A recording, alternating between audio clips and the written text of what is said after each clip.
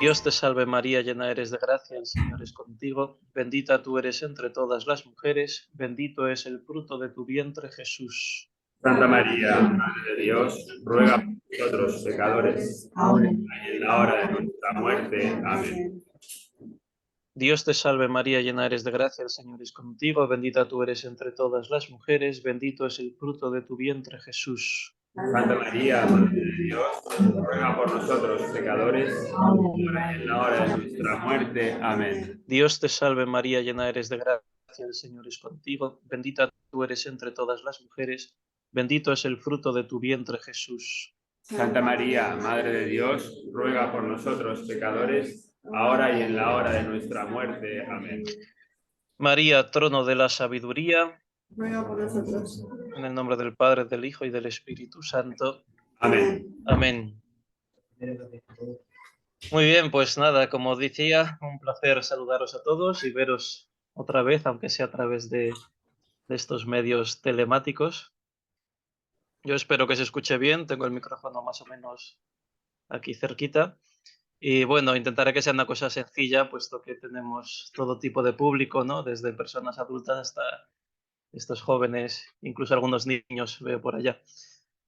Así que, bueno, cuando Catalina me planteó esta pequeña charla acerca de los enemigos del alma, pues yo me acordé, por las fechas más o menos en que la fijamos, que estaría alrededor de este primer domingo del tiempo de Cuaresma. Me imagino que todos hemos asistido a la Santa Misa este domingo y hemos escuchado el Evangelio.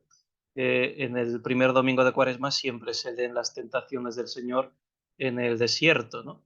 Y fijaos que es interesante porque los padres de la Iglesia, los primeros y grandes testigos de la tradición, después de los apóstoles, a los cuales pues siempre los acudimos a ellos como una regla de fe y de doctrina para nosotros, siempre vieron en el bautismo del Señor en el Jordán, bueno, una especie de consagración, no porque Jesucristo necesitase ningún tipo de consagración, pero sí una cierta manifestación pública de una misión especial, de una consagración por parte del Espíritu, ¿no? En ese sentido, el Espíritu en forma, se manifestó en forma de paloma, pues descendió sobre Jesucristo. Y esto era un poco la idea del Antiguo Testamento, de que sobre el Mesías descendería el Espíritu del Señor.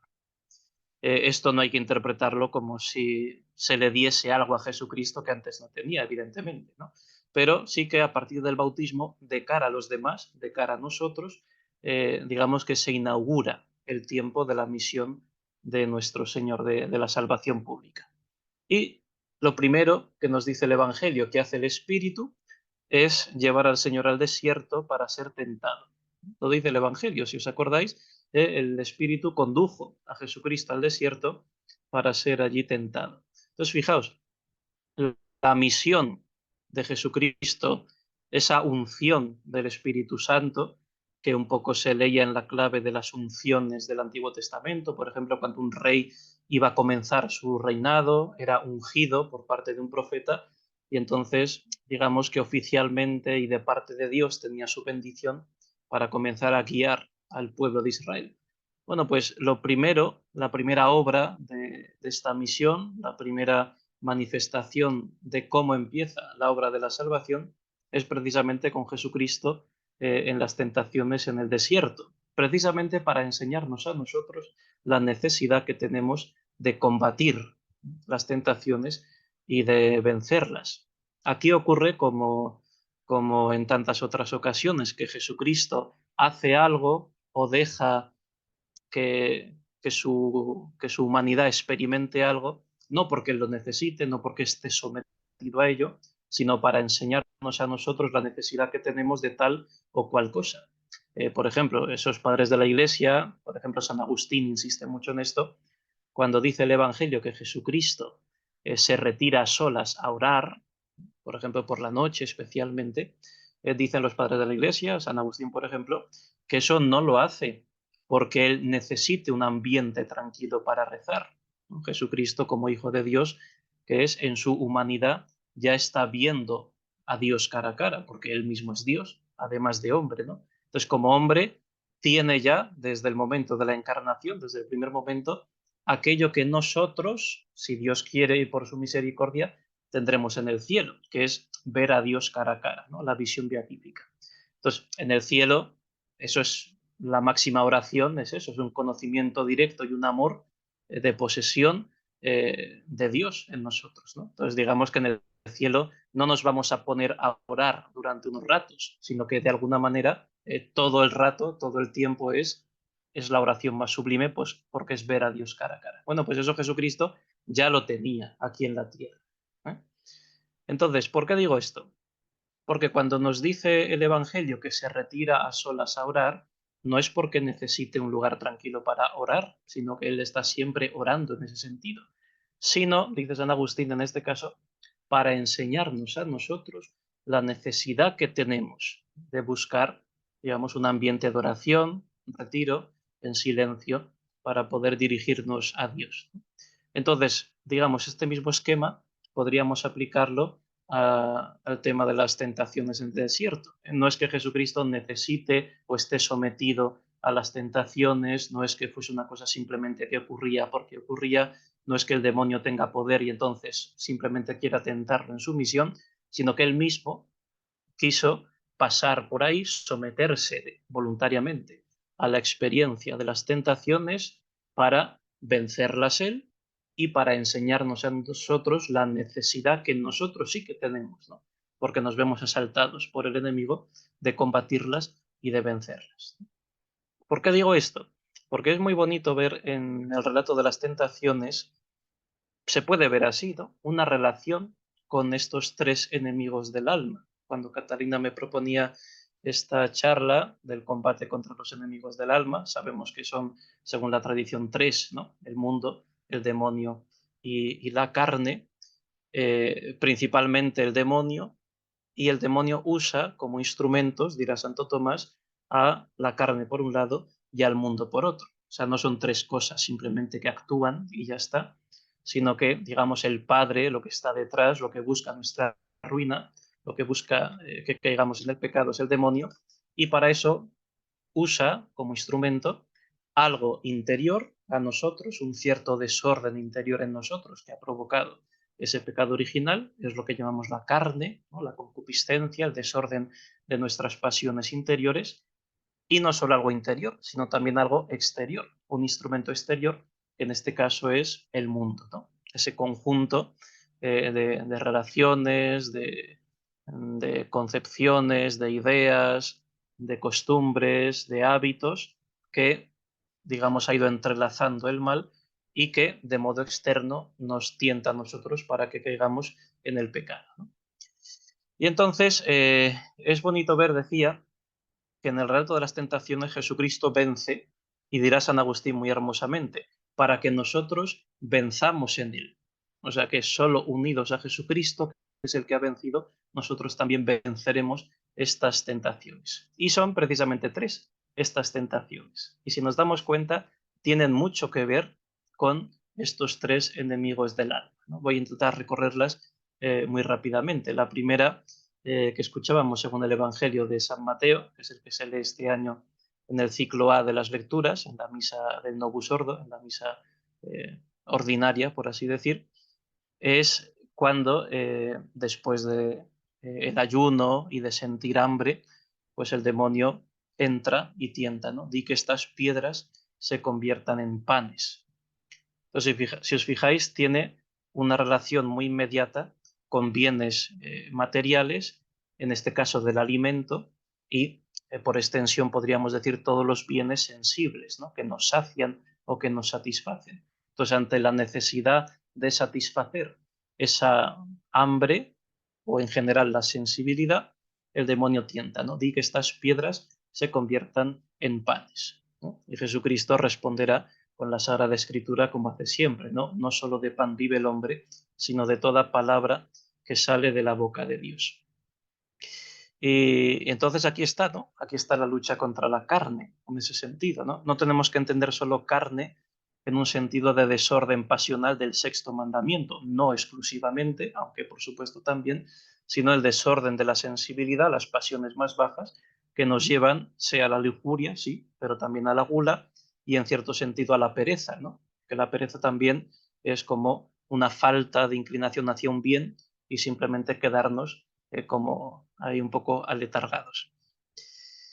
Respecto a esta tentación, es muy interesante también, aunque esto tiene más relación con otras cosas, algo que comenta Benedicto XVI en aquel libro que por una parte es un poquito fuerte y farragoso, yo no lo recomiendo en una primera lectura, se pueden leer otras cosas, pero bueno, si uno tiene una cierta formación e interés, le puede hacer mucho bien. Es la biografía que escribió acerca de Jesucristo, titulada así, ¿no? Jesús de Nazaret. Es un libro de tipo científico, entonces por eso digo que es un poquito arduo y no lo recomiendo así para una lectura ligera espiritual. Pero bueno, si alguien se quiere acercar a ello, pues seguro que le hace bien. Y cuando comenta esta tentación, dice, esta es también la tentación de la Iglesia, la de querer convertir las piedras en panes, aunque él lo pone en otro sentido, ¿no? Dice que hay muchos problemas materiales en el mundo, por ejemplo, el hambre. El hambre en el mundo es un problema gravísimo, es algo que nos tiene que doler en el corazón porque hay millones y millones que mueren de hambre por no tener simplemente qué comer. Nosotros, gracias a Dios, más o menos holgadamente en nuestras vidas, pero no nos ocurre esto. Y dice, esta es la tentación de la Iglesia también, la de querer simplemente solucionar los problemas materiales, ¿no? La de querer convertir las piedras de las injusticias de este mundo en panes que puedan satisfacer esas necesidades, ¿no? Sería un poco lo que ha intentado hacer falsamente, pero lo ha intentado hacer el marxismo, ¿no? A través de una lucha de clases, una lucha de justicia social, arreglar los problemas materiales de este mundo, ¿no? Pero no, la misión de la Iglesia no es esa.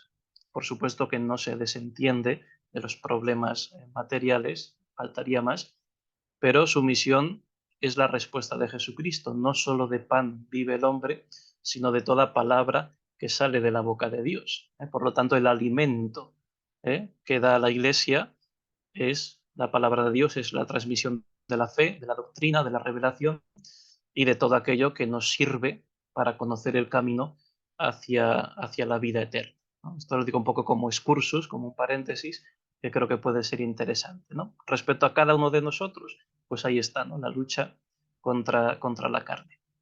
En la segunda de las tentaciones, si recordáis, el demonio lleva a Jesucristo al alero del templo de Jerusalén, el gran edificio de la presencia de Dios en medio de la ciudad santa, y el alero, pues un sitio alto adosado al edificio, desde donde, digamos, el templo estaba siempre lleno de gente, nunca faltaba. Entonces, si Jesucristo, estando en el alero del templo, se deja caer y entonces le tienta a Satanás diciendo, citando la Sagrada Escritura, citando un salmo, que está escrito que Dios enviará a sus ángeles para que sus pies no tropiecen con las piedras. Y es un salmo interesante porque ese salmo está hablando del templo de Jerusalén y de que la morada de Dios, el templo, es el lugar seguro para los fieles. El demonio es muy listo y sabe utilizar la Sagrada Escritura también para tentar. Entonces, digamos que la tentación era déjate caer, los ángeles, como está prometido por Dios, te asistirán y entonces evidentemente al caer desde allí y ser recogido por los ángeles, todas aquellas personas que estaban en el templo quedarían admiradas, ¿no? Si eres hijos de Dios, tírate por aquí. Esto nos recuerda un poco al Viernes Santo en el Calvario, ¿no? Cómo se burlaban de él, una especie de tentación y de burla a la vez, ¿no? Si eres hijo de Dios, baja de la cruz. Pues aquí pasa un poco lo mismo, ¿no? Si eres hijo de Dios, tírate porque los ángeles te van a recoger y entonces te van a reconocer. Todos aquellos judíos fieles que están en el templo van a ver en eso al Mesías, ¿no? Dios por fin ha enviado al Mesías, al liberador, y entonces tiene ese reconocimiento por parte de los demás. Entonces es interesante ver cómo esa tentación pues tiene en parte que ver con el mundo como enemigo del alma, ¿no? El mundo en este sentido de fama, de reconocimiento, de juicio de los hombres, de que lo que piensa ese mundo acerca de mí en el fondo es lo importante. Y frente a esto, pues Jesucristo de nuevo cita la Sagrada Escritura para rechazar y vencer esta tentación, ¿no? Escrito está, no tentarás al Señor tu Dios. También Ratzinger aquí es interesante, también abro un pequeño paréntesis, comenta esta tentación y viene a decir que esto pasa mucho, ¿no? O sea, que el demonio, como gran conocedor de la Sagrada Escritura, la utilice para tentar a Jesucristo, nos habla de que muchas veces a través de una supuesta ciencia bíblica, de una formación más o menos religiosa, también eso se puede desordenar y servir para el mal. Y muchas de estas cosas, tristemente, las estamos viendo en nuestros días, ¿no? ¿Cuántas veces en nombre de Dios, en nombre de la religión, en nombre de una cierta concepción de nuestra fe, pues se enseñan cosas que son completamente desordenadas, ¿no? Es uno de los grandes dramas de nuestra época, ¿no? Ratzinger dirá en ese libro, por ejemplo, ¿no? Que en nombre de la ciencia bíblica, de tipo racionalista, cientificista, pues se han escrito las mayores barbaridades en contra de la figura de Jesucristo, ¿no? Nosotros lo podemos trasladar a la crisis religiosa en general, que no es una crisis de ateísmo propiamente hablando, no son enemigos externos que niegan a Dios y niegan a la Iglesia, sino que es una utilización de la Iglesia, de la religión, de manera tergiversada para un fin contrario, ¿no? Que eso es lo que hace el demonio, citar sabiamente la Sagrada Escritura, porque la conoce muy bien, pero para pervertir completamente su fin, ¿no? Cierro paréntesis, pero especialmente pensando en los mayores me parecía interesante esta apreciación, ¿no? Ahí está la lucha contra lo que piensan de mí. Eso es principalmente el mundo. Y eso, por ejemplo, a los pequeños, pues les suele pesar mucho, ¿no? Los pequeños que ese enemigo de carne, pues era el ser humilde, ser mansos, obedecer a sus papás, porque a lo mejor otras cosas, gracias a Dios, están preservados, pero el juicio del mundo es el de mis compañeros de clase, lo que piensan de mí, si soy así, si soy asá, se burlan. Entonces, ¿qué es lo que aprecia el mundo? Eso es una tentación para mí y me cuesta, ¿no? Me cuesta vivir aquello que San Francisco de Asís repetía mucho a los franciscanos, a los hermanos menores, ¿no? Fundó los hermanos menores y nosotros por San Francisco los llamamos así, los franciscanos, ¿no? Y decía el pobrecito de Asís, decía, hermanos, somos lo que somos ante Dios y nada más, ¿no? Somos lo que somos ante Dios y nada más, ¿no? Pues ahí está. Uno es el juicio de Dios, que es el verdadero, el que es de verdad, y otro es el juicio del mundo, que nos puede pesar mucho, pero que en el fondo es falso y es un engaño, ¿no? Dejarse llevar por ese juicio del propio mundo. Y en tercer y último lugar tenemos la última de las tentaciones, en la que Satanás pues muestra delante de Jesucristo pues todos los reinos y poderes de la tierra, o sea, el conjunto de todos los bienes, y dice que se los va a dar, pero solo hay una condición, ¿no? Todo esto te daré si postrándote me adoras. Y ese es en el fondo lo que quiere el demonio, ¿no? Vendernos bajo capa de bien, porque muchas veces no te va a decir, oye, haz directamente el mal, sino que pretende engañarte, hacerte ver que no está tan mal aquello que parecía mal, sino que en el fondo es un bien muy grande y al final solo hay una tentación, solo hay, perdón, una condición, ¿no?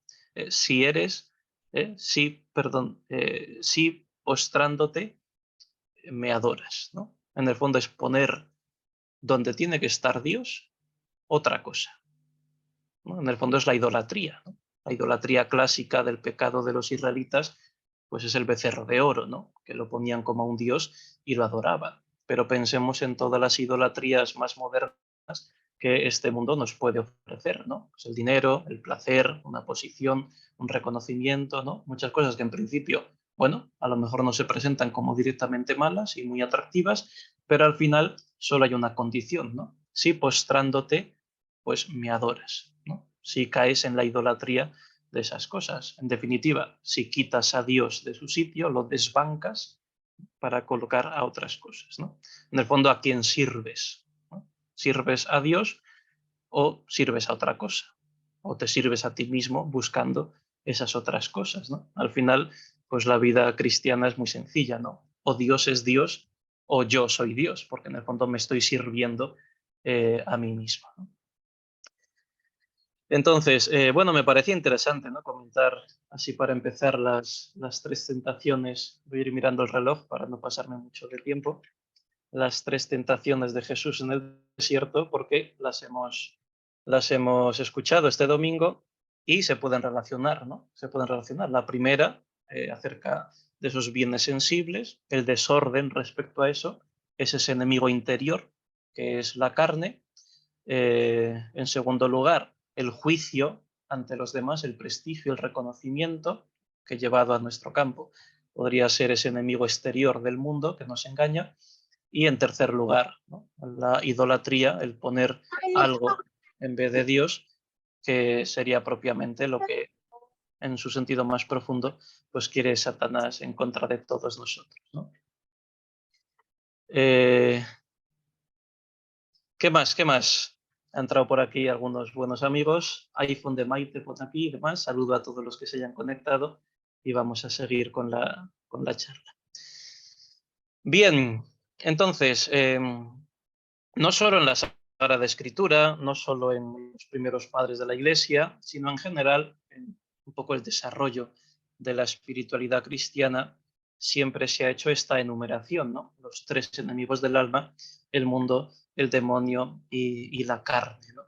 Por ejemplo, en San Juan de la Cruz, una de las primeras canciones del cántico, esas poesías tan bonitas, en la tercera dice: buscando mis amores, iré por esos montes y riberas, ni cogeré las flores, ni temeré a las fieras, y pasaré los fuertes y fronteras. Y entonces cuenta muy brevemente San Juan de la Cruz ahí, lo digo brevemente, pues como el alma que busca a Dios, ¿no? Buscando mis amores, tiene que ir por esos montes, que los montes son altos y escarpados, y por lo tanto son las virtudes que hay que ir forjando, que son difíciles, pero hay que irlas escalando, por esos montes y riberas. Las riberas son más bajas y representan aquí a las mortificaciones, ¿no? A los ejercicios de penitencia, a todo aquello que tiene que ver con la negación de nosotros mismos y que es tan propio de este tiempo de la Cuaresma, ¿no? Iré por esos montes y riberas, ni cogeré las flores, ¿no? Y aquí se refiere a todos los afectos desordenados que me hacen perder el camino porque me quedo pues como el toro Ferdinando, ¿no? Intentando aspirar ese aroma de las flores y en el fondo nunca llego a donde tengo que llegar, ¿no? El toro Ferdinando pues nunca es un toro bravo porque en el fondo se queda ahí respirando las flores, ¿no? Pues a nosotros nos pasa un poco eso, no llegamos a nuestro fin, al fin para el que hemos sido creados, igual que el toro para la lid, pues nosotros para el cielo, porque nos quedamos un poco aspirando en esos afectos desordenados el aroma de las criaturas, ¿no? Ni cogeré las flores, y luego dice, ni temeré las fieras y pasaré los fuertes y fronteras, ¿no? Y las fieras y los fuertes y las fronteras, San Juan de la Cruz va a explicar que en esta canción representan precisamente a los tres enemigos del alma, al mundo, al demonio y a la carne. Pero bueno, en esto no nos vamos a meter. Pero para que veamos que esta numeración es propia de toda la tradición cristiana y que bueno, está presente, ¿no? En los autores espirituales y hasta nuestros días. Bien, se podrían decir muchas cosas. Vamos a intentar ser más concretito, que nos puedan ayudar y no perderme mucho, ¿no? Vamos a empezar con la lucha contra el mundo. La lucha contra el mundo. En una ocasión, el padre Juan de Padilla, que era el director espiritual de Sor Ángela de la Cruz, la fundadora de la Compañía de la Cruz, aquellas monjitas que están especialmente presentes en Andalucía, Sevilla, Córdoba, por ejemplo, y que llevan una vida tan entregada, tan pobre, hacia la entrega de caridad hacia los más pobres, ¿no? Y este santo varón, que era director de Sor Ángela de la Cruz, pues en una ocasión, así haciendo un poco de conversación espiritual, le dijo, hermana, ¿qué le parece, qué enemigo le parece más terrible o más peligroso, ¿no? ¿El mundo, el demonio o la carne, ¿no? Y entonces Sor Ángela de la Cruz contestó, después de pensar un poco, que, bueno, ya pensaba que sería el demonio, ¿no? Porque era mucho más inteligente y nos podía engañar fácilmente. Y entonces el padre Padilla le contestó: ay, hermana, al mundo no lo pierda de vista. Entonces es verdad, ¿no?, que el mundo, aparentemente quizá menos fiero, como puede ser el demonio, en sentido directo, aparentemente menos desordenado, menos feo, menos bajo en cuanto a pecados, como pudieran ser los pecados contra la carne, otro de los enemigos del alma. Sin embargo, está ahí, y en esa aparente menos maldad, pues puede tener mucho engaño para nosotros, ¿no? Aquí, cuando hablamos de mundo, no nos referimos al cosmos, al universo, a las cosas que existen, evidentemente, ¿no?, sino que utilizamos mundo en un sentido que lo utiliza también la Sagrada Escritura. Por ejemplo, San Juan en su Evangelio habla así: el mundo como conjunto de principios y máximas que, desordenadas por las consecuencias del pecado original y llevadas al mal, pues a nosotros nos atraen también hacia el mal, ¿no?, en este sentido. O sea, el mundo en cuanto opuesto a Dios, no simplemente la creación, no simplemente la naturaleza de las cosas, ¿no? Es como un ambiente que se respira. Y por eso quizá el padre Padilla decía que era el más peligroso, al menos que no había que perderlo de vista. Porque tú puedes tener un enemigo delante al que tienes que combatir, ¿eh?, con tu espada, con tu escudo, con tu armadura, tienes que conocer bien sus movimientos para intentar atacar. Tú puedes también tener un enemigo interno, porque eres débil, te cansas, tienes que conocer tus límites y en esa batalla pues tienes que tener cuidado, ¿eh?, para no gastar a lo mejor cartuchos, porque el otro a lo mejor tiene más munición y entonces al final te gana, no porque haya acertado al disparar, sino porque tú te has quedado sin munición. Pero siempre hay un ambiente que respiras, un ambiente que respiras. Y ese ambiente que respiras, aparentemente con poca importancia, pues es precisamente el mundo. Los amantes de la historia, ahí está David, ¿no?, que sé que le gusta mucho la historia, pues sabemos la importancia que tuvieron los gases en la Primera Guerra Mundial, ¿no? Pues bueno, no eran balas, no eran bombas, no eran cañonazos, no eran trincheras, pero como no tuvieras la mascarilla para evitar esos gases, se acabó. Pues el mundo es un poco así, ¿no? Tenemos que conseguir discernir ese ambiente, tener una cierta mascarilla para poder vivir en el mundo, porque estamos en el mundo, no nos podemos apartar de él. ¿Eh? Vivimos en el mundo, pero no somos del mundo, pero a la vez no infiltrarnos con ese veneno que nos lleve al final a la muerte, ¿no? Y bueno, fundamentalmente podríamos resumirlo de esta manera. Así lo hace Rollo Marín, uno de los maestros que soléis seguir en vuestra formación. Él va diciendo una serie de puntitos para intentar definir qué es el mundo, ¿no? Dice, en primer lugar, las falsas máximas, ¿no?, los falsos principios que están en contraposición con los principios o las máximas del Evangelio, ¿no? Dice, el mundo exalta las riquezas, los placeres, la violencia, el fraude, el engaño, y todo eso puesto al servicio del propio egoísmo, ¿no? Y trasladado quizá a nuestra época, que es un poco distinta a la suya, ¿no?, podría ser pues todo ese conjunto que llamamos el relativismo. Al final todo vale, esto no es malo, y en ese juicio el mundo en el fondo nos va engañando y nos va haciendo que perdamos el norte, que nos desnortemos, o sea, que perdamos el buen juicio, ¿no? Al final este mundo pues ha invertido un poco esos bienes y trabaja por la salud, ¿no? ¿Cuántas veces en los pueblos hablas con personas, incluso personas muy buenas, y siempre te dicen, bueno, que Dios nos conceda salud, que es lo principal? Hombre, por supuesto que la salud es un don de Dios muy grande que hay que cuidar y hay que pedírsela también, por supuesto, se le puede pedir.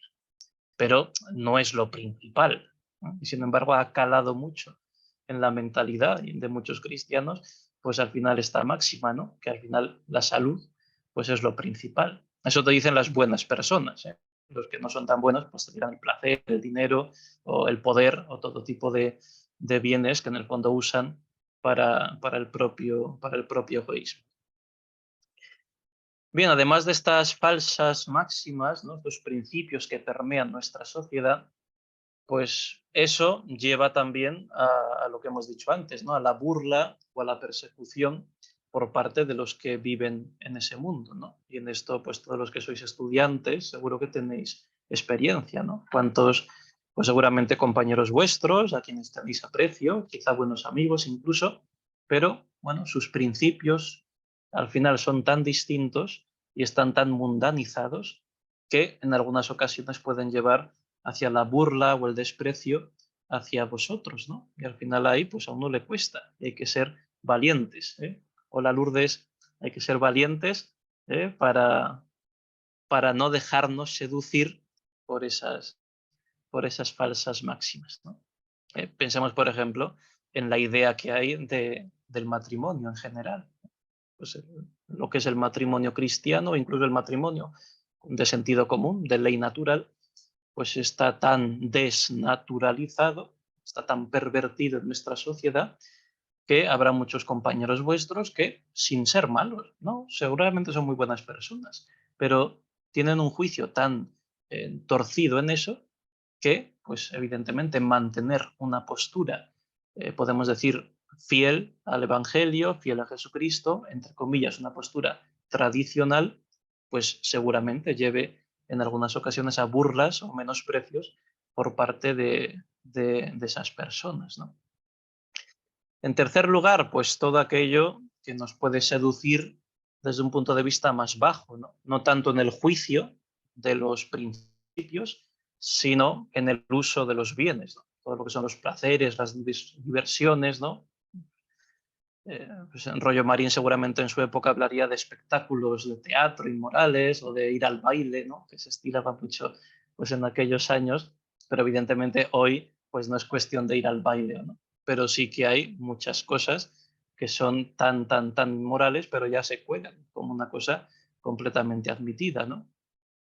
La misma ventana del Internet que te hable a todo un mundo distinto, todo un mundo lleno de cosas, algunas muy aprovechables y muy buenas, la inmensa mayoría también, pues posiblemente muy torcidas, ¿no? Y eso está ahí, ¿no? Y contra eso, pues hay que también ser firmes para evitar, ¿no? digamos, ese desorden pues tenga hueco en nosotros, ¿no? Y junto a esto, pues los escándalos y los malos ejemplos por parte de tantos otros, ¿no? Al final Jesucristo pues dice eso, ¿no? Pues siempre habrá escándalos, ¿no? Pero hay de quien escandalice. Pues nosotros también tenemos que guardarnos muy bien para no resultar escandalosos ante los demás y que los escándalos que podamos conocer pues no, digamos, no nos hagan tropezar moralmente a nosotros, sino que susciten pues la oración, la perseverancia, la formación para saber también argumentar contra ellos y todo esto, ¿no? Recuerdo ahora como Santa Teresita del Niño Jesús, cuando hizo un viaje a Roma en peregrinación con el objetivo último de pedir al Papa que la dejase entrar en el Carmelo cuando todavía no tenía la edad, ¿no? Tenía 13 años entonces, y bueno, tardó un poquito más en entrar, pero ella quería entrar a esa corta edad. Ella cuenta en Historia de un alma, ¿no? En esa especie de autobiografía espiritual que le mandaron escribir, cómo en el viaje de peregrinación a Roma tuvo que convivir con muchos sacerdotes, ¿no? Muchos de ellos muy buenos y otros a lo mejor pues no tan buenos. Y ella, que venía de una familia pues tan santa y un ambiente pues tan tierno y tan dulce, pues había pensado siempre que los sacerdotes eran todos pues como ángeles, ¿no? Todos santos. Y ahí se dio cuenta en ese viaje que no era así, que tienen sus defectos, que son hombres, incluso los más buenos y hombres de Dios, pues tienen también, como cada uno de nosotros, salvo la Virgen María, pues sus fallos, sus pecados, sus pequeños vicios, ¿no? Y cómo eso le ayudó mucho a ella a rezar y a inmolarse por los sacerdotes, ¿no? Y la vocación de una carmelita, que tiene siempre ese sentido también de ofrenda por los sacerdotes, digamos que se reafirmó en ella de manera muy fuerte al ver algunas cosas escandalosas, ¿no? Entonces, los escándalos no los podemos evitar y muchas veces nos veremos imbuidos en mitad de ellos, pero podemos sacar también mucho provecho si sabemos reaccionar así, como en este caso hizo Santa Teresita del Niño Jesús, ¿no? Bien, ¿cómo podemos hacerlo, ¿no? El modo, ¿cómo podemos combatir contra todo esto que hemos llamado el mundo? Pues igual que el mundo tiene un espíritu, que es el espíritu del mundo, ¿no? Toda una visión de las cosas, una manera de reaccionar, pues justo lo contrario, ¿no? También Jesucristo tiene un espíritu, ¿no? El espíritu de Jesucristo, el modo de reaccionar propio del Evangelio, ¿no? Y entonces aquí en el primer lugar, pues tendríamos que saber huir de las ocasiones peligrosas, ¿no? Porque hay ciertas cosas que hay que combatirlas directamente y hay ciertas cosas que hay que combatirlas huyendo y quitando las posibles ocasiones para poder caer, ¿no? Por ejemplo, cómo uno se trabaja en la gula, que es demasiado lanzado hacia la comida, un poco desordenado, pues sujetándose un poco delante de la comida. Por ejemplo, nadie me ve, pues en vez de empezar el primero y lanzarme ahí porque estoy hambriento, voy a esperar a que todo el mundo se sirva, nadie se da cuenta, a mí me cuesta un poquito, pero al final de todo me pongo la comida y además me pongo un poquito menos. Bueno, ahí me estoy entrenando contra la gula y estoy entrenando directamente, es una lucha directa, ¿no? Ahí no me he quitado la ocasión, sino que la ocasión de la posible gula es ocasión para la virtud contraria. Pero hay ciertas cosas, especialmente todo esto que hemos llamado mundo, que muchas veces se va a combatir de otra manera, huyendo, ¿no? Huyendo de esas ocasiones y de esas tentaciones, ¿no? Especialmente todo lo que tiene que ver con las tentaciones contra la fe, ¿no? Todo lo que es la argumentación. Hombre, cuando uno tiene una formación, pues puede entrar, por ejemplo, en una diatriba, en un diálogo, en una conversación, intercambiar puntos de vista, pero también es verdad que especialmente los más pequeños, pues a lo mejor todavía no tienen esas armas, ¿no? Y enzarzarse, por ejemplo, con un profesor respecto a un tema, pues normalmente llevarás de perder, a no ser que seas bastante genio, ¿no? Entonces ahí, pues muchas veces será huir un poco de esas ocasiones y formarse mejor. Y en otros temas a lo mejor más escandalosos, más de moral, pues ahí evidentemente ojos que no ven, corazón que no siente, ¿no? Evitando la ocasión, evitas también la caída.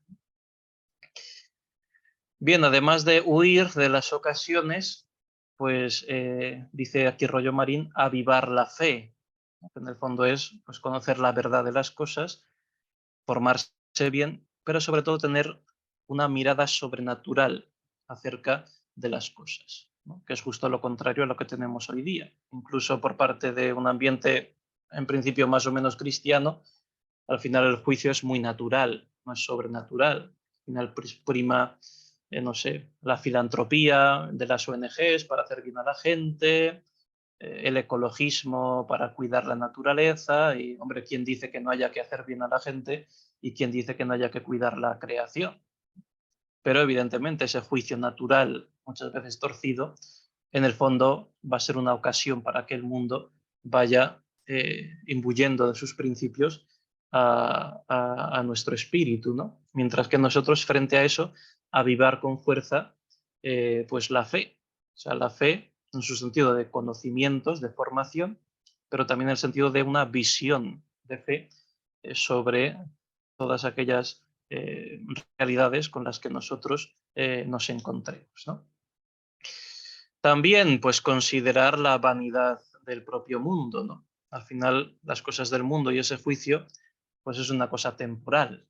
Nosotros trabajamos no por el alimento que perece, mira Jesucristo, trabaja no por el alimento que perece, sea las piedras convertidas en panes, sea el juicio de este mundo, porque en un revés de fortuna puede cambiarlo todo. Al final todo es muy pasajero, no por el alimento que perece, sino por el alimento que no perece, ¿no? Sino que perdura hasta la vida eterna, ¿no?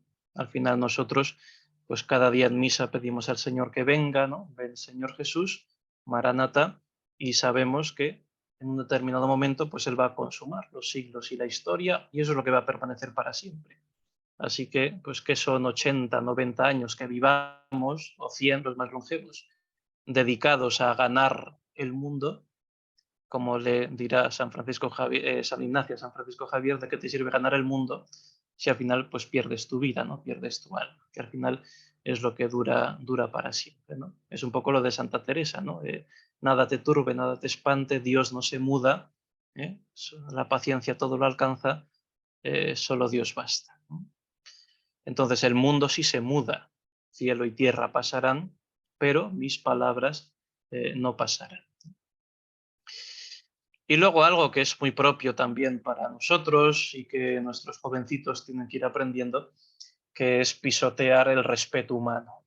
Porque en todo esto podemos tener un juicio bien construido, una formación integral, podemos saber responder con argumentos y estar seguros en nuestro interior de nuestras posturas, pero luego en la práctica pues puede pesar un poco el respeto humano, esa especie de vergüenza a ser libres por dentro y mantener la posición y ser firmes, y lo contrario, ¿no? Muchas tentaciones de gente, a lo mejor incluso bien formada, es un poco hacerse a este mundo, pasar un poco desapercibidos, camuflarse, como los camaleones, cambiando un poco de color, aunque yo tengo claros mis principios, yo sé que Dios es Dios, yo sé que esto está mal, pero al final pues me voy camuflando un poco. Y no, la fe hay que defenderla, ¿no? No hay que ser kamikazes ni trabucaires. Y no se trata de echarse al monte con un rifle y disparar a todo el que pueda venir por el horizonte, ni mucho menos, ¿no? Pero sí que tener la capacidad de pisar un poco ese respeto humano para ser firmes y fieles, ¿no? En cualquier ambiente, sea en el trabajo, sea con los compañeros en el estudio, o sea en cualquier otra situación, ¿no? O sea, al final el qué dirán nos puede pesar bastante, ¿no? Pues ahí, ¿qué dirán? Pues qué dirá Dios, que es lo que me tiene que importar, ¿no? Somos lo que somos ante Dios y nada más. El libro del Éxodo dice, no seguirás en el mal a la mayoría. Bueno, pues aquí está, ¿no? No seguir en el mal a la mayoría, aunque a veces o siempre ir contracorriente, pues significa luchar y significa combatir y significa sufrimiento, pero hay que darnos cuenta de cómo son los peces en los ríos, ¿no? Los que van justo con la corriente es porque están muertos, ¿no? Porque se los lleva la corriente. Los que están vivos, ¿qué hacen? Mantenerse en su sitio. Les cuesta porque van contracorriente, tienen que nadar, tienen que gastar calorías ahí, o incluso algunos como los salmones tan famosos de los documentales, van saltando y saltando hasta las zonas más altas del nacimiento de las fuentes, pero eso significa que están vivos. Cuando uno está muerto, entonces se deja llevar por la corriente, es carne muerta. Entonces, eso también nos tiene que ayudar a nosotros. Si vamos siempre con el mundo, aunque pensemos que tenemos las cosas claras, pues en el fondo hay una reacción que está muerta en nuestra vida cristiana y que no está viva, ¿no? Eh, pues es eso, ¿no? Al final es lo de San Miguel Arcángel, ¿no? ¿Quién como Dios? Y entonces, pues estar ahí prestos en la lucha, ¿no? El que no está conmigo, pues está contra mí, y el que no siembra conmigo desparrama.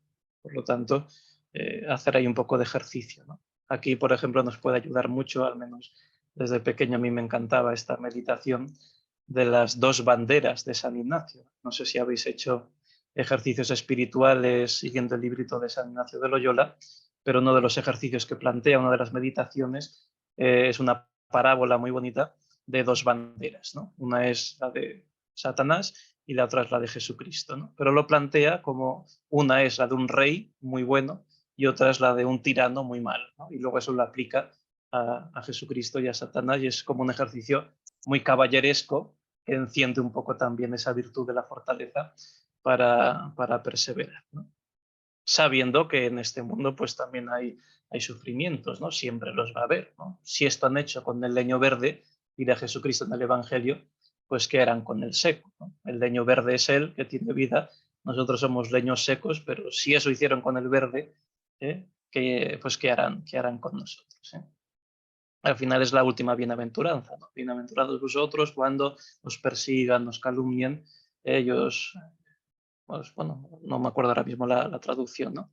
De cualquier modo, por mi causa, estad alegres y contentos, porque vuestros nombres están escritos en el cielo, porque vuestra recompensa será grande en el cielo, ¿no? Bueno, eso respecto al mundo. Vamos a ir avanzando porque si no, nos quedamos un poco atrás. Respecto al demonio, aquí podríamos hablar de muchas cosas. No voy a hablar, porque creo que no es interesante ahora, de lo que llamamos la acción extraordinaria del demonio, que es todo lo que tiene que ver con la posesión diabólica y las influencias extrañas que salen típicas en las películas, ¿no? Pero bueno, es una cosa que existe evidentemente y que está ahí, pero que al final es lo que menos nos tiene que preocupar. Al final lo más peligroso del demonio y de su acción es lo que llamamos la acción ordinaria, que es la tentación. Entonces, al final es la manera de luchar contra las tentaciones. Y aquí los maestros de espiritualidad siempre han destacado, con la prudencia propia que tienen, que no toda tentación viene directamente de Satanás, ¿no? O sea, en un último sentido, bueno, se puede decir que todo mal o todo pecado proviene de su padre, que es Satanás, pero digamos en un sentido muy amplio, último, ¿no? Pero en un sentido, digamos, más real, más inmediato, no toda tentación que tengamos viene del demonio. Precisamente estamos viendo eso, ¿no? Al final los enemigos del alma son como fuentes de tentación para nosotros. Uno interno en nuestro desorden, que es la propia concupiscencia, la carne, otro externo en su desajuste, que es el mundo, y otro que sin duda alguna también puede actuar a veces directamente, que es el demonio, ¿no? Entonces, lo primero de todo, no toda tentación viene directamente del demonio, ¿no? Es difícil a veces discernir si una viene directamente o no, porque el demonio suele usar como instrumentos, como hemos dicho antes, sea la carne interiormente o sea el mundo externamente. Pero bueno, hay veces que una tentación puede venir de improviso, sin que yo haya puesto ningún medio para ello, sin que no parezca más o menos consecuencia de la propia vida que llevo, de una cosa como pertinaz de repente. Bueno, puede ser que haya intentado inducir el demonio, o mejor dicho, los demonios, pues un mal pensamiento, una tentación muy de repente, ¿no? Bueno, en esos casos quizás sea así el motor inmediato el demonio, pero en otros muchos no. En cualquier caso, saber que la tentación siempre es porque Dios la permite. Y si la permite es porque quiere sacar un bien de ello. Y entonces están para nuestro bien las propias tentaciones, ¿no? Incluso el mismo Jesucristo quiso dejarse tentar por el enemigo, pues cuanto más necesitaremos también nosotros ser tentados para hacernos fuertes en el combate y vencer con las armas propias de Dios y, y no con las nuestras, ¿no? Aquel texto pues tan conocido de San Pablo, ¿no? Revestíos, poneos la coraza de la fe, embrazad el escudo de la fortaleza, creo que es el yelmo de la esperanza con la espada de la palabra de Dios, ¿no? O sea, son las armas espirituales para este combate que dirá San Pablo, no es contra la carne ni la sangre, sino contra las potestades, contra las dominaciones, ¿no? Iba citando pues una serie de palabras que se refieren evidentemente a los ángeles malignos, a los demonios, ¿no? Bien, aquí, bueno, es interesante, eso cada uno lo puede hacer luego tranquilamente, leer el texto del Génesis de la primera tentación, de la tentación primigenia de nuestros primeros padres, porque es un poco una especie de modelo de la psicología de la tentación, porque ahí lo primero que hace Satanás después de acercarse, ¿no? En el tiempo oportuno además, el demonio no se acerca en cualquier momento, es muy inteligente y por lo tanto se acerca en el tiempo oportuno. El mismo Evangelio de las Tentaciones al final terminaba así. En esta versión de San Mateo creo que no lo decía, pero en otras sí, que el demonio lo dejó después de las tentaciones hasta otro momento oportuno, ¿no? Ese momento será especialmente el tiempo de la pasión. Entonces el demonio sabe cuándo y cómo acercarse. Por eso también hay que estar velando, llorando, para no caer en la tentación, ¿no? Entonces ahí, en la tentación de nuestros primeros padres, pues el demonio se acerca sinuosamente y de forma como cautelosa, pues se insinúa, ¿no? No pone enseguida el mal, no te lo presenta directamente, sino que, bueno, de una manera sinuosa, sibilina, ladino, ya que estamos aquí entre personas que aman El Señor de los Anillos.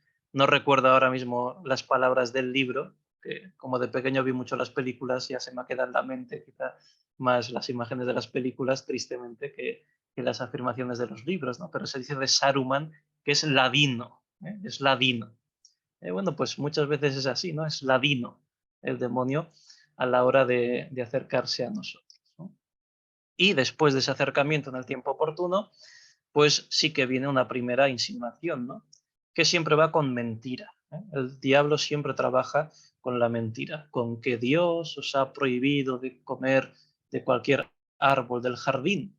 Ya está mintiendo, ¿eh? Porque justo antes del Génesis ha dicho que Dios puso en el paraíso a Adán y Eva, que les dio pues, todos los árboles frutales y podían comer de todos los árboles del jardín, pero solo de uno no podían comer, el árbol de la ciencia del bien y del mal, ¿no? Y sin embargo, Satanás empieza mintiendo, con que Dios os ha prohibido comer de todos o de cualquiera. No, no, es una mentira, pero está ahí, ¿no? O sea que todavía no ha tentado, si os fijáis, el demonio no le ha dicho que haga una cosa mal, no, no.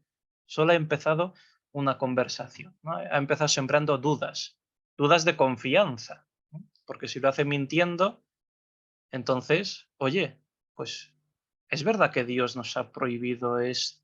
Entonces, ¿veis? Ya va sembrando la desconfianza en la vida de gracia, en el fondo la desconfianza en Dios, ¿no? Nubla el juicio con sus mentiras. Y entonces ahí pues siempre hay que rechazar, ¿no? Porque como te empieces a juguetear y a conversar, pues el demonio, que es mucho más inteligente, es mucho más fácil que se lleve la suya, ¿no? Que es lo que le pasa a Eva, ¿no? Que le contesta y dialoga como si fuese una criatura más. No, no, no de todos, solo no podemos comer del árbol de la ciencia del bien y del mal porque si lo comemos nos ha dicho que moriremos, ¿no?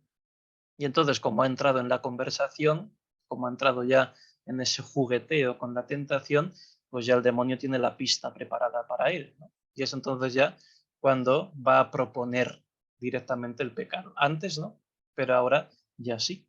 Y en nosotros trabaja muchas veces así. Por eso antes hemos dicho que era muy importante la lucha contra las ocasiones, porque en la ocasión tenemos ya ese primer jugueteo, flirteo, esa primera conversación que nos puede llevar enseguida luego a caer, ¿no? Y entonces, pues la serpiente dice, no, no moriréis, ¿no? Vuelve a mentir, pero ya propone directamente, no moriréis, sino que el día que lo comiereis, se os abrirán los ojos y seréis como dioses, como Dios, conocedores del bien y del mal, ¿no?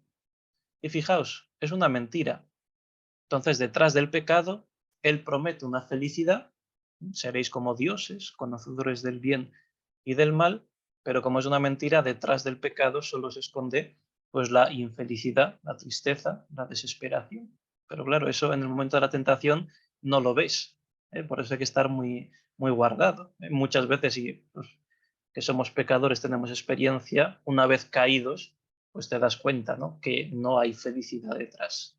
En ese momento, antes de caer, pues te has confundido y has pensado que sí, pero evidentemente luego reparas en que no, ¿no? Y como nos pongamos así a jugar, entonces viene eso, la vacilación, que es lo que le pasa también a Adán y Eva. Por eso dice el texto a continuación que vio que era bueno a la vista.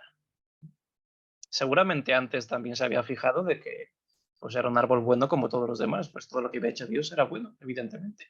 Pero en ese momento, bajo este matiz, era bueno para la vista y para comer. ¿Veis? Entonces ya en esa vacilación queda el juicio completamente nublado y el alma turbada, porque sabe que algo que está mal, y lo sabían, sin embargo, es agradable y me promete algo. ¿Veis? Es un poco toda la psicología de la tentación y el paso siguiente ya es el consentimiento. El consentimiento voluntario, cogió el fruto, comió y también le dio de comer a su marido, ¿no? A Adán. Y acto seguido a cometer ya el pecado, pues viene la desilusión, ¿no? Esa falsa felicidad que antes había prometido, ¿no? Se les abrieron los ojos, y se dieron cuenta de que estaban desnudos, y empezaron a sentir vergüenza y a apartarse de Dios. Esa es la consecuencia de lo que le pasa al alma, especialmente con el pecado mortal, ¿no? Sin la gracia santificante estamos desnudos de ese vestido de gracia, que es el don de Dios, y detrás de todo eso, pues al final, ¿qué queda?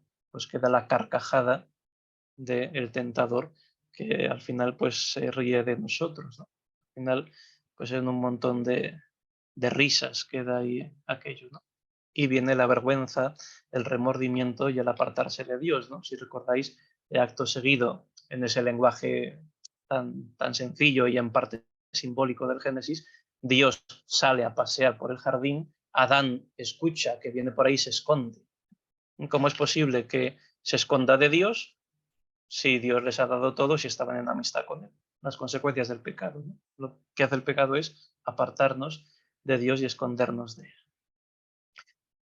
Bueno, pues esto es un poco siempre la manera de actuar del demonio, ¿no? En las tentaciones, especialmente en ciertas tentaciones a lo mejor que nos engatusan más.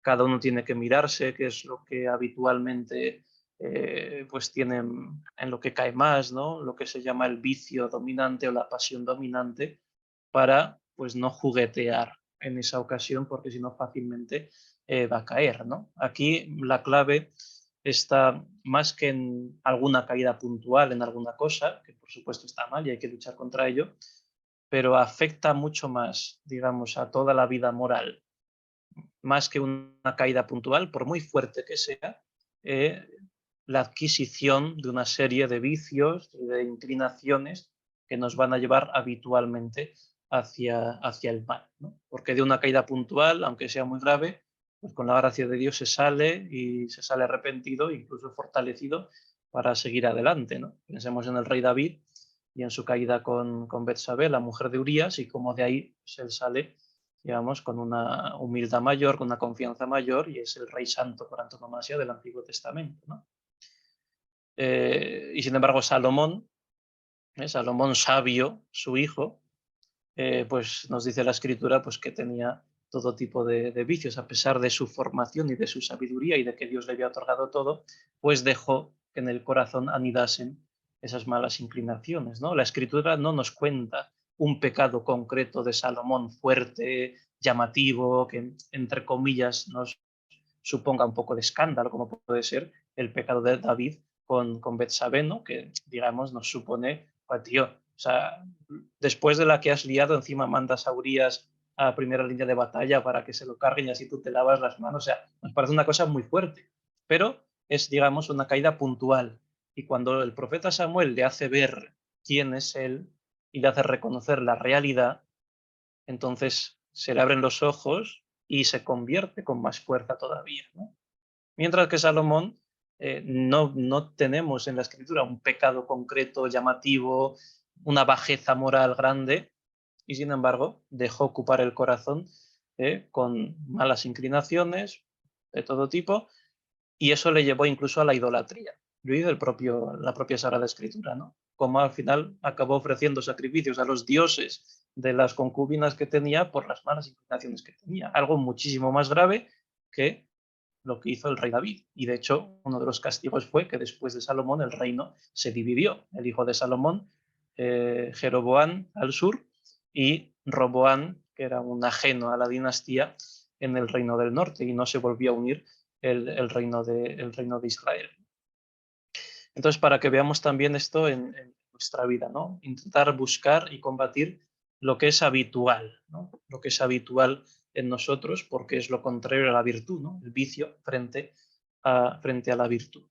Y de las caídas puntuales, pues intentar sacar conversión, humildad y confianza no en nosotros, sino en la acción de Dios. Bien, aquí hay muchas cosas, no voy a seguir con todas, ¿no? Ya han ido apareciendo algunas, ¿no? Antes de la tentación, pues vigilancia, evidentemente, espíritu de oración, ¿eh? Acordaos de aquello que decía San Alfonso de Ligorio, ¿no? Quien ora infaliblemente se salva, quien no ora infaliblemente se condena, ¿no?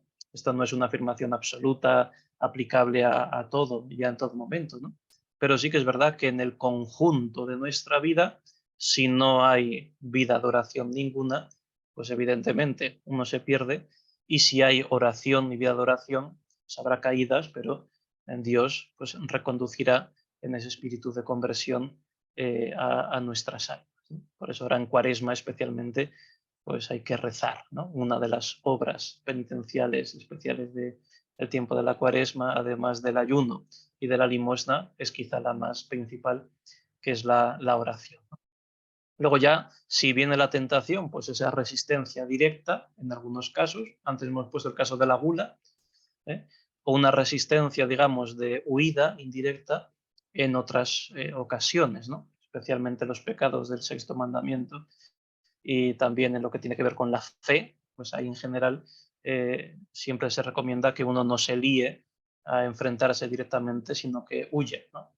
Ten la valentía de ser cobarde, decía Escriba de Balaguer, al que no tengo especial devoción, pero es verdad que tiene algunas sentencias que son muy llamativas y son interesantes, ¿no? Y una de ellas es esta, ¿no? Ten la valentía de ser cobarde, en este sentido, ¿no? De saber huir a tiempo de las ocasiones. Y luego, después de la tentación, pues, hombre, si hemos vencido la tentación, pues acción de gracias a Dios, humildad, porque es don suyo, no nosotros. Y si hemos caído, pues confiar en la misericordia de Dios, arrepentimiento, pero no quedarnos simplemente en, ay, qué fastidio, no lo he conseguido. Y entonces enfadarme un poco conmigo mismo, porque al final es mirarme a mí mismo y es un puntito de soberbia que saco yo ahí, ¿no? Yo no he sido capaz y me duelo no de la ofensa a Dios, me duelo de que no he sido yo capaz. Entonces ahí hay un amor propio que hay que purificar, ¿no? Entonces siempre, por supuesto, arrepentimiento, no hacer las paces con esos pecados, pero una mirada de confianza en la misericordia de Dios, que es al final al que le debemos toda la salvación. Muy bien, y por último, y ya vamos terminando, el último de los enemigos, que es la carne, y como hemos dicho antes, pues sería todo ese desorden interior de nuestras pasiones, con referencia principalmente a los bienes más sensibles, ¿no? Es lo que se llama la concupiscencia, que no es pecado en sí misma esa condición, diría el Concilio de Trento, sino que proviene del pecado y nos conduce al pecado. Entonces, salvo la Virgen María, pues que sepamos, ¿no? Algunos dicen también que San José, por privilegio especial, pero bueno, eso ya son opiniones teológicas. El resto de los mortales, vamos a decir, pues todos estamos sometidos a la concupiscencia, ¿no? En un doble movimiento, respecto al bien y también respecto al mal. Respecto al bien, pues es un poco ese ansia de placer y de complacencia que siempre tenemos a nivel sensible. Y respecto al mal, o sea, respecto a aquello que nos pueda sobrevenir, es el horror al sufrimiento, ¿no? La huida, digamos, instintiva que tenemos a todo aquello que nos pueda resultar gravoso, ¿no? Entonces, bueno, aquí, por ser breve, bueno, hay que conocerse un poco a sí mismo, esa pasión dominante de la que hablábamos, o las pasiones dominantes. Es bueno conocerlas para evitar tanto las ocasiones habituales como a lo que mi propio carácter me puede inclinar, ¿no? Habrá gente que sea más iracunda de primer movimiento y por lo tanto tendrá que vigilar mucho el reaccionar con mansedumbre, con paciencia, porque enseguida se enfada contra lo que sea y como sea, pues incluso a veces bajo capa de bien, defendiendo una verdad. Imagínate, pues un profesor dice una barbaridad y yo me puedo plantar, por supuesto. Ahora tampoco me puedo plantar y llenarlo de insultos a él, aunque digamos esa ira que me lleva por dentro, pues me lleva a ello, ¿no? Habrá temperamentos que sean lo contrario, ¿eh?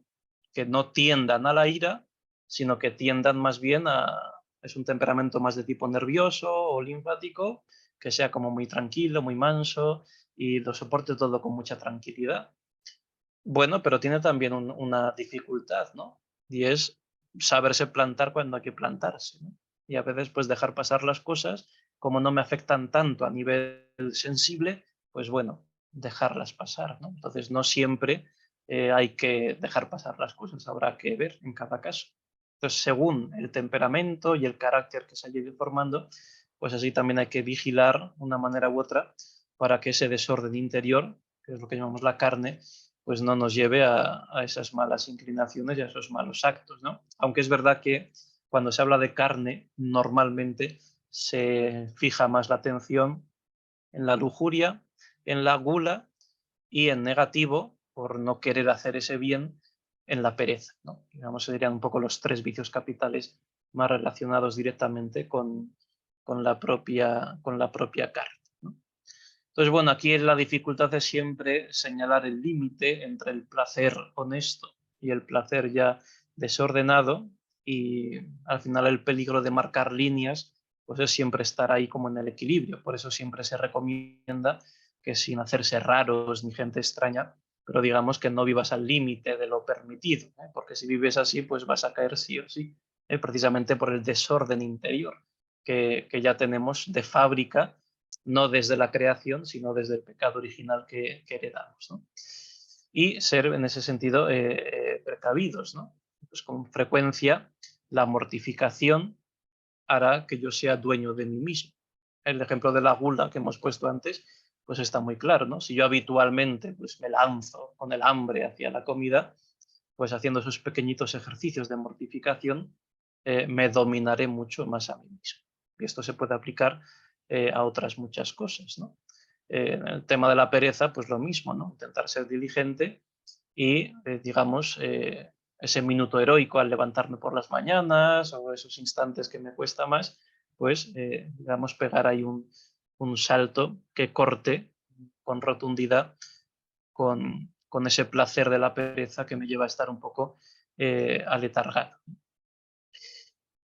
Y luego respecto a, bueno, sí, eso, ¿no? Más cosas concretitas, mortificarse, eh, combatir la ociosidad, en el fondo es lo contrario a la pereza, la huida de las ocasiones, ya hemos hablado, considerar la dignidad propia de la vida cristiana, ¿no? Esto es lo que hizo San Pablo con los corintios.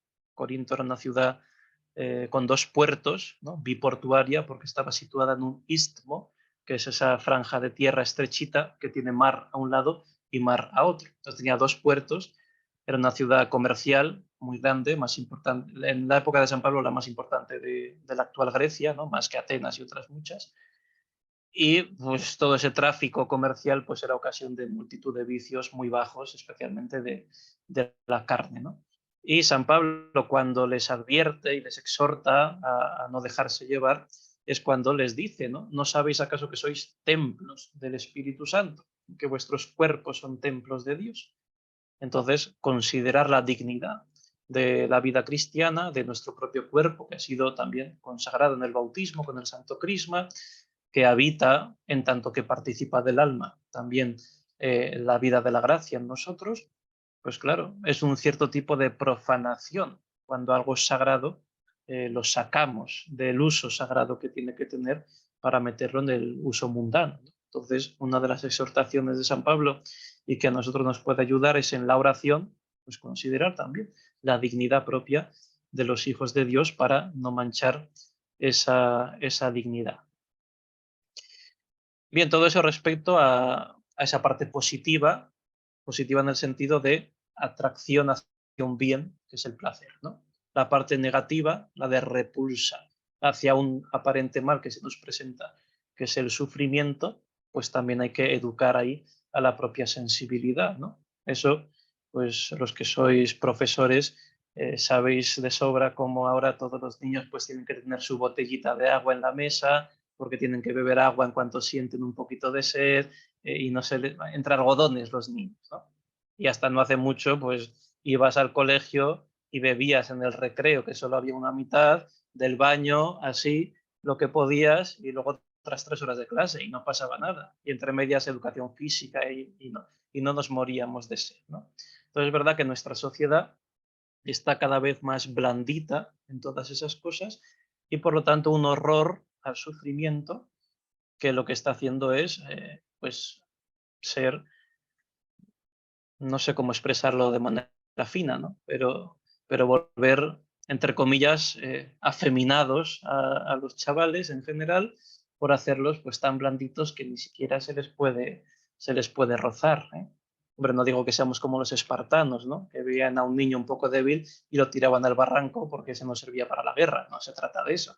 Pero, pero es verdad que estamos viendo una cantidad de niñerías tontas que lo que están suscitando es pues falta de hombría y de virilidad, y también en las mujeres lo mismo, o sea, no es una cuestión de hombres y mujeres, ¿no? Y falta, por ejemplo, las mujeres de capacidad de sacrificio, de ofrenda, de perseverancia, que es algo también siempre muy propio de la virtud femenina, ¿no? Son más sacrificadas que nosotros en general, con un espíritu de oblación más grande, y en ese sentido son más capaces de amar en muchas cosas que nosotros, precisamente por estas virtudes, pero que al estar completamente mal educadas, pues muchas veces, por ejemplo, en los matrimonios jóvenes que se casan, pues hombre, antes la mujer normalmente era la que casi nunca era infiel, generalizando, evidentemente generalizando.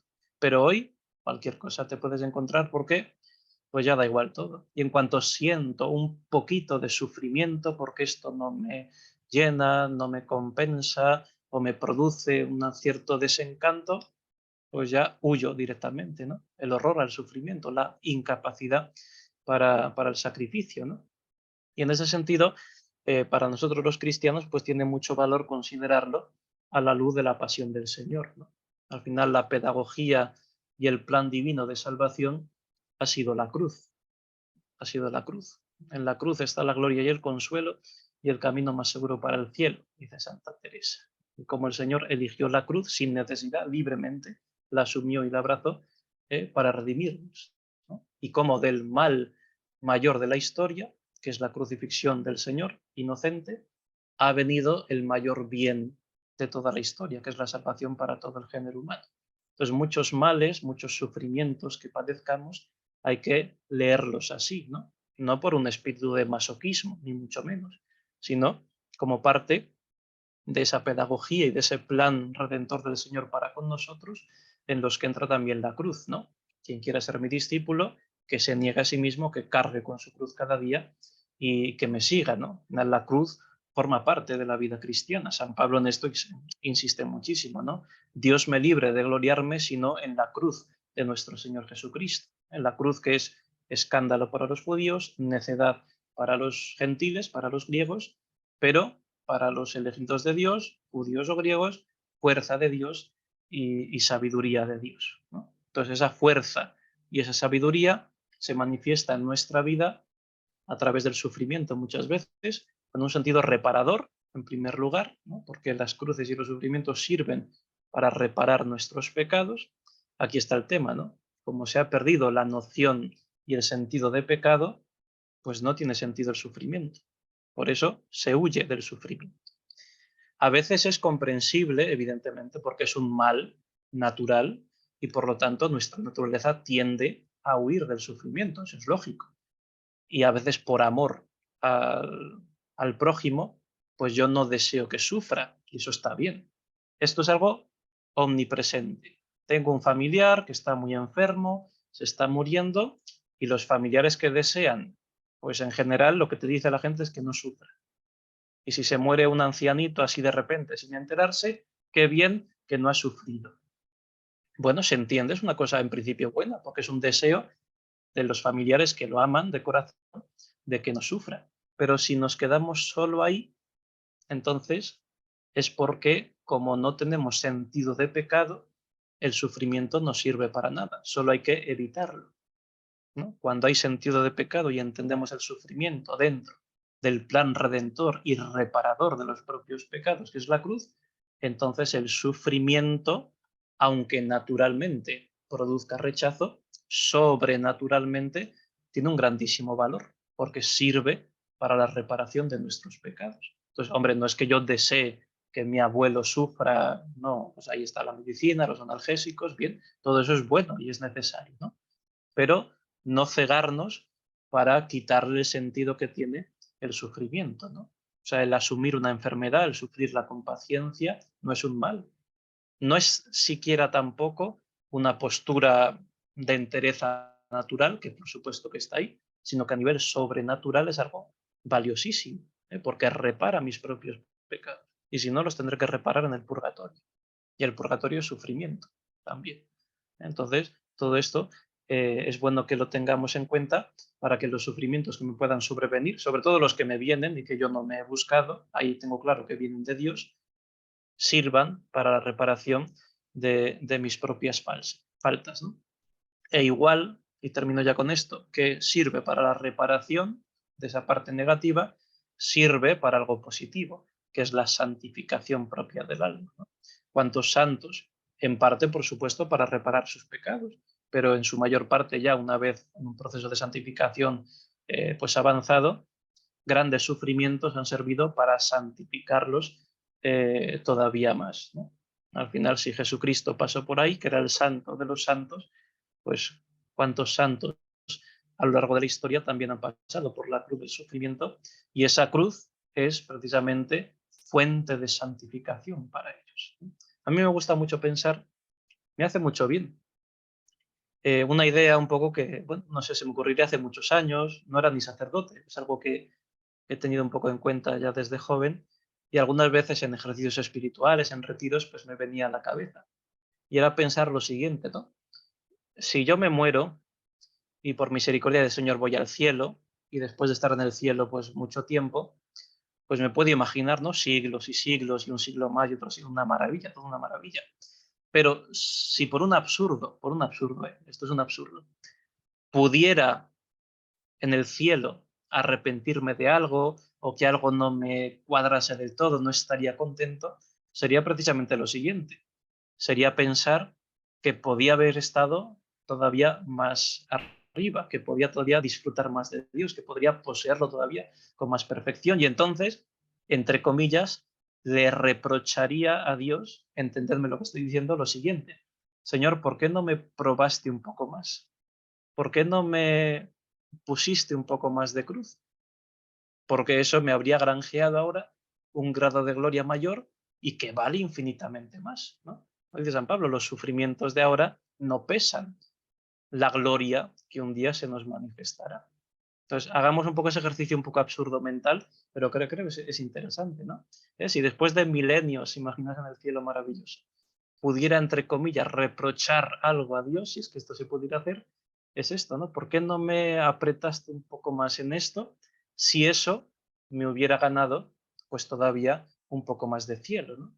Aquí está el valor tan grande, el valor infinito que tiene el sufrimiento cuando está unido a la cruz del Señor, claro está, no por sí mismo el sufrimiento, sino en cuanto unido a Cristo para configurarnos con Él y ofrecido por amor. Pues ese sufrimiento tiene un valor tan grande, tan grande, tan grande, que tristemente nuestro mundo pues ha olvidado tantas veces. Y lo ha olvidado porque ha olvidado primero el sentido de pecado. Y como ha olvidado eso, pues al final es un poco lo que dice Castellani, Leonardo Castellani, ese escritor argentino, dice que la religión del anticristo será un cristianismo sin cruz y sin segunda venida. Y muchas veces este cristianismo un poco fofo que nos rodea, pues tiende a esto, ¿no? Tiende a esto. Un cristianismo sin cruz, ¿no? Todo es bonito, que estés contento, Dios te quiere mucho, hombre, por supuesto, me ama infinitamente. Pero al final el objetivo es que yo esté a gusto y contento y tranquilo, ¿no? Sin cruz y desde luego sin segunda venida, sin un sentido escatológico, ¿no? Creo que esto puede ser ilustrativo, ¿no? Mientras que en un sentido positivo, pues el sufrimiento no solo expía nuestros pecados, ¿no? No solo nos va desprendiendo de las cosas de la tierra, sino que nos va hermoseando porque nos va asemejando al Señor que sufrió y a la Virgen María y en general pues a los mártires, que son los principales santos, y a todos los santos, ¿no? Bien, yo voy hasta aquí porque no quiero agotar más vuestra paciencia, que yo me pongo a hablar y no paro, ¿no? 1 hora y cuarto largas, pues hasta aquí lo dejamos, aunque siempre hay más cosas. El Señor esté con vosotros. Y con tu espíritu. Y la bendición de Dios Todopoderoso, Padre, Hijo y Espíritu Santo, descienda sobre vosotros. Amén. Podéis ir en paz. Demos gracias a Dios. Dios. Muy bien, pues muchas gracias. A usted, Padre Rodrigo. Estamos en contacto, ¿eh? Sí, muchísimas gracias. Adiós, adiós.